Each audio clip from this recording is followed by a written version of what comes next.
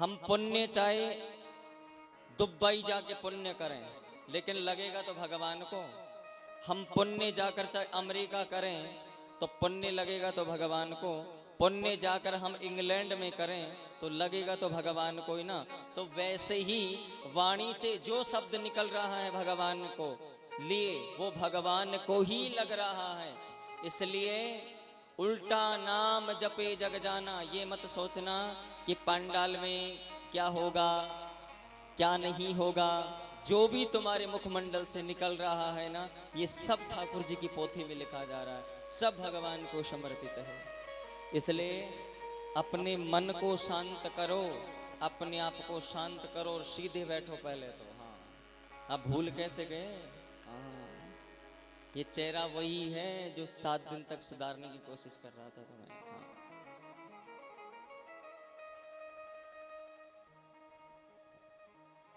भगवान की कृपा देखो मेरी माँ, इससे बड़ी विशेषता क्या होगी? आप अच्छा सच बताना मेरी माँ, तुम लोगों में से किस किस की इच्छा थी कि हम दोबारा से एक बार फिर भगवान की कथा सुने?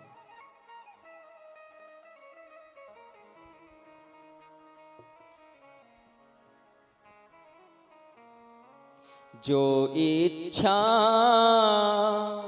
करहूं मन माई, हरि प्रसाद कछु दुर्लभ नाई।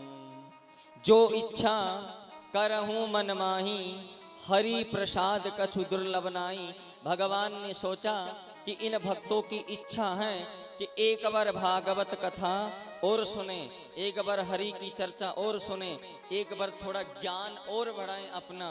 इसलिए भगवान ने दोबारा से कथा आप लोगों के पास भेज। देखो गंगा एक बार ही आती है। भागीरथ जी गंगा को कितनी बार लेके आए थे बताओ? आप बताएंगे। भागीरथ गंगा को कितनी बार लेके आए थे? एक बार। भागीरथ जी मेरी माँ गंगा को सिर्फ एक बार लेकर आए थे, लेकिन भागीरथ से भी बड़े हो तुम भक्त। तुम भक्त भागीरथ से भी बड़े हो। जो गंगा को तो भागीरथ एक बार लेके आया था, लेकिन गंगा एक बार नहीं 2-2 बार तुम्हारे पास चल करके आ गई। तुम उससे भी बड़े हो। प्रेम से बोलना पड़ेगा, जोर से बोलना पड़ेगा।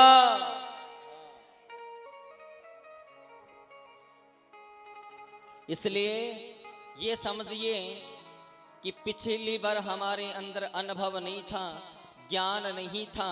अब ज्ञान हो गया है, तो अब सिर्फ भक्ति करके और भगवान के पास जाना है, भगवान से मिलना है, उनके दर्शन करना है। इतना सोच कर बैठो अब की बार। ज्ञान तो तुम में पहले से है। हाँ, ज्ञान तो खूब है, लेकिन लगाना नहीं जानते अभी। हाँ,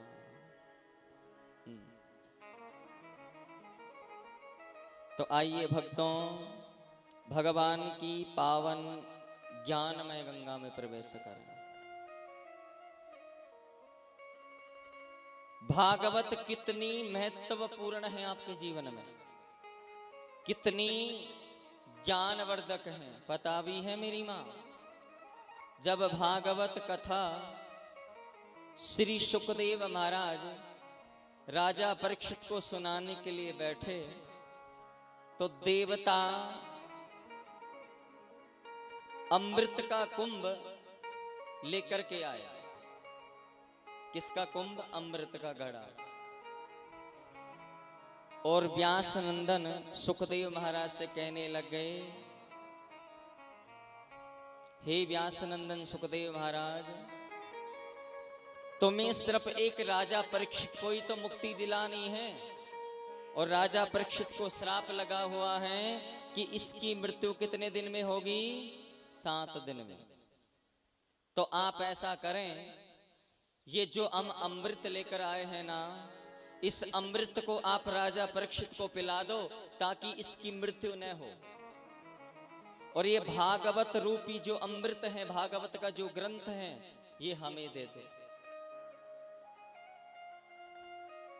देवता कह रहे हैं सुखदेव महाराज से, कथा सुनाने वाले से, कि आप राजा परीक्षित को कथा न सुनाएं, राजा परीक्षित को ये भागवत अमृत न पिलाएं, ये अमृत हमें दे दो, और जो स्वर्ग का अमृत है ये राजा परीक्षित को पिला दो, परीक्षित मरेगा नहीं।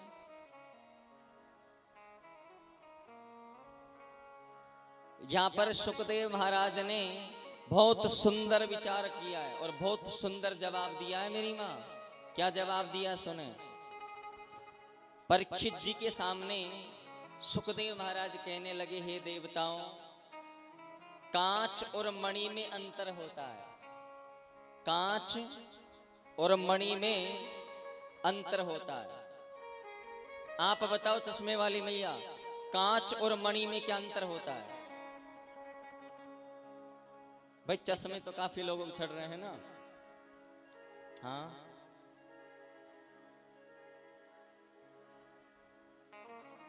जिस भक्तों के अधिक 24 घंटे चश्मे का यूज करते हैं, जो भक्त ध्यान से सुनना, जो भक्त लॉन्ग टाइम तक चश्मा लगाते हैं कि भाई सुबह लगा लिया तो शाम तक उनको लगाना ही कंपलसरी है, नहीं लगाएंगे तो कुछ ज्यादा नहीं दिख पा रहा है। स्टडी करने वाले, घर में पुस्तक पढ़ने वाले, घर में भजन भाव करने वाले, घर पर घूमने वाले, जो चश्मा लगाते हैं उनके लिए विशेष सूचना।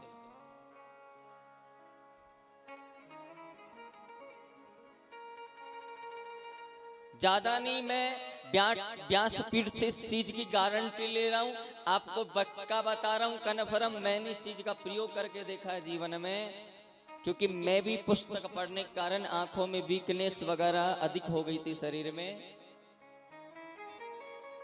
जो आप भगवान की आरती करते हैं, ध्यान से सुनना, आप जो भगवान की आरती करते हैं, तो आरती करने के बाद में जब भगवान की आरती हो जाए, पंडित जी उसको जल से शांत कर दें, तो करने के बाद में 3 बार आरती को लें और तीनों बार ही आंखों पे लगाएं। पहले में क्या बोलना है? रिम ज्वाला मालिन्ये नमः, रत्नेश्वरी नमः। पहले बार बोलना है रिम ज्वाला मालिन्ये नमः, रत्नेश्वरी नमः, आरोग्य नमः। 3 बार आप ये मंत्र बोल रहे हो। अगर मंत्र नहीं आते, शुद्ध शब्द नहीं है, रिम ज्वाला मालिन्ये नमः, रत्नेश्वरी नमः, अगर इनको बोल करके आप तीनों बार आंखों से लगा रहे हो, 5 दिन करके देख लेना जीवन में। 5 दिन आप 5 घंटे भी चश्मा उतार कर कहीं घूम लेना, आपको वही वैसा दिखाई देगा जैसे पहले दिखाई देता था। प्रेम से आंखों की तेज ज्योति से आती है, आंखों को तेज सूर्य से मिलता है, आंखों को तेज प्रकाश से मिलता है, और तुम प्रकाश से बचना चाहते हो, अंधकार में जाना चाहते हो। ये चश्मा अंधकार का ही तो प्रतीक है। वह चश्मा क्यों लगा? अंधे होने लगे। किस में जा रहे हैं? प्रकाश से अंधकार की ओर जा रहे हैं। अगर अंधकार से प्रकाश की ओर आना है तो मेरी माँ आपको प्रातः काल चाहे मंदिर जा, जरूर नहीं, कथा पंडाल में, घर में भी दीपक जलाओ, तो दीपक जलाने के बाद 3 बार उस दीपक की ज्योति को ऐसे हाथों से लगाकर आप फील करो, थोड़े थोड़े आपकी आंखों में नमी आएगी, गर्माहट आएगी एकदम, और उस गर्माहट से आपकी आंखों में तेज आएगा। किससे आएगा? तेज। दूसरा उपाय, चश्मे वाले, जब सुबह उठो, सुबह प्रातः काल उठने, और उठने के बाद में दोनों हाथों को, ध्यान से सुन ले, दोनों हाथों को मले, और तब तक मलते रहो जब तक हाथ गर्म नहीं हो जाए। क्या करें? तब तक मलो जब तक हाथ गर्म नहीं हो जाए, और बिल्कुल गर्म हो जाए। अब काफी को तो मैल ही मैल उतरेगा। इतनी देर तक मलो कि हाथ बिल्कुल गर्म हो जाए, और गर्म होने के बाद में उनको आंखों से लगाए रखो 1 मिनट तक। आंखों से 1 मिनट लगाए रखें, फिर उसके बाद आप आंखें खोल करके देखना, आपको बिल्कुल क्लियर दिखाई देगा। प्रेम से बोलना पड़ेगा, जोर से बोलना पड़ेगा, ऐसे नहीं, थोड़ा और जोर से प्यारे, बचना है, चलना है सबको वहां पर, मिलना है उस, बातें करनी है उससे। और इस पागल की तो तुम आदत जानते हो ना कैसी, ये जब तक वहां छोड़ नहीं देता पीछा नहीं छोड़ेगा। हाँ। सुखदेव महाराज ने कहा कि नहीं भाई, तुम्हारी जो अमृत है ना वो कांच के समान है। किसके समान है? कांच के समान है। हमारी जो भागवत है ये मणि के समान है।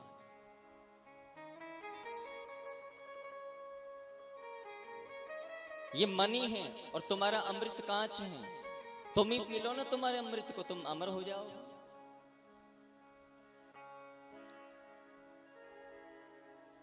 सुखदेव महाराज कहने लगे, हे देवताओं, हे इंद्रदेव, आपने ये अमृत पिला भी दिया ना, तो आज नहीं परीक्षित 10 साल बाद, 20 साल बाद, 1000 वर्ष बाद में अपने प्राणों को त्याग देगा। और तब इससे कोई पाप हो गया फिर इसे नरक में जाना पड़ेगा। लेकिन इसने एक बार भी अगर ये भागवत अमृत पी लिया ना, फिर तुम्हारे ऊपर जाने के बाद तुम्हारे इस अमृत को पीने की जरूरत नहीं पड़ेगी। इसे तुम्हारे स्वर्ग में जाएगा तो तुम इसे अमृत मत पिलाना। क्यों? क्योंकि ये पृथ्वी लोक पर भागवत का अमृत पी करके उस लोक में जाएगा ना, तो ये यहीं से अमर हो जाएगा। भक्तों, आप ऊपर जा करके अमृत पीते हैं, लोग अमृत पिलाते हैं भगवान आपको। कौन सा? जो स्वर्ग में जाते हैं उनको अमृत पिलाया जाता है। और अमृत पिलाने के बाद में उन्हें गंधर्व बनाया जाता है। क्या बनाया जाता है? गंधर्व बनाया जाता है। लेकिन जो व्यक्ति पृथ्वी लोक पर रह करके भागवत को तन मन और अपनी निष्ठा से, भाव से 7 दिन पांडाल में बैठ करके, नए कुर्सियों का सहारा लेकर के, आसन पर बैठ करके अगर सुन ले, तो गारंटी के साथ में वो अमृत फैल हो जाता है। ये अमृत जिंदा रहते उसे स्वर्ग दिखाता है संसार में। प्रेम से बोलना पड़ेगा। स्वर्ग देखना है तो भागवत अमृत पियो, और वहां तक कि अमृत की सोचोगे तो मामला गड़बड़ा जाएगा।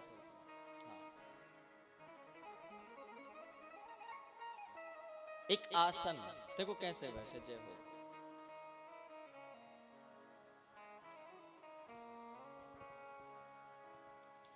करता था तो क्यों रहा, और अब करी क्यों पछता, बोए पेड़ बबूल के तो अमवा कहां से पा। ये किसकी आदत है? बताओ बताओ।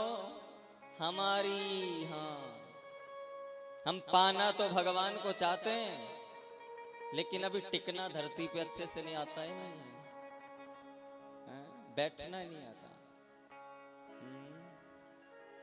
भाई चाहे गुल्ला माटी खाओ पूरे पंडाल में, वहां से यहां तक लोट पलेटे मारो, पर कथा सुनो।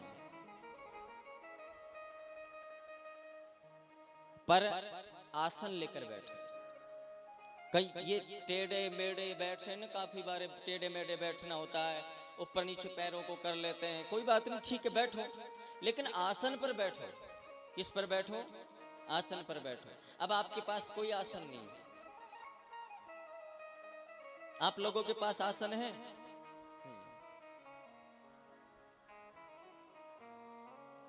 ये लोग तो कुर्सियों को आसन समझ रहे हैं।